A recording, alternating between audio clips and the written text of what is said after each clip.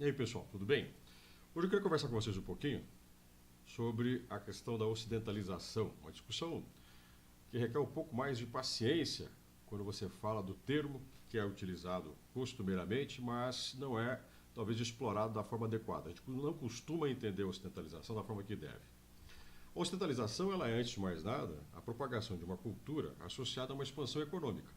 Quando você fala das conquistas europeias, da expansão marítima, do que alguns autores, como Edgar Morin, por exemplo, chama de era planetária, ou Ottaviani considera que a expansão mundial do capital, essa economia global que nós temos hoje, de uma certa forma, é o desdobramento dessa expansão marítima, iniciada no século XV pelas nações ibéricas, e que foi instalando postos de exploração e colonização em várias partes do mundo. A América sentiu muito isso, a África sentiu muito isso, mas nem menos sentiu depois o próprio Oriente Extremo e o Oriente Médio. Essa ocidentalização leva consigo o interesse de integrar essas áreas ao mercado do capital, a circulação de produtos, a circulação de pessoas. Não é à toa que nós tivemos uma escravidão que impregnou diversos territórios, criou inclusive novas formas de organização de elementos culturais, como é o caso do Brasil. Muitos chamam de brasilização, esse encontro de elementos étnicos, de povos, que geraram um grupo humano completamente distinto.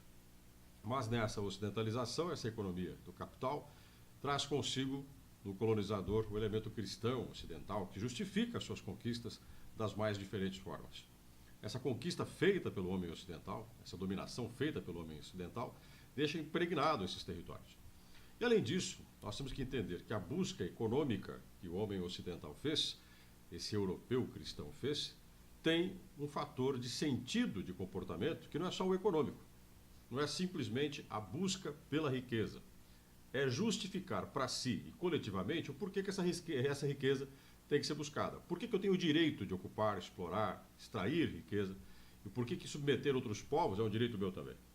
Aí nós temos um elemento cultural vital, sustentado numa lógica cristã, da expansão da fé, do processo civilizador, que impõe também o domínio.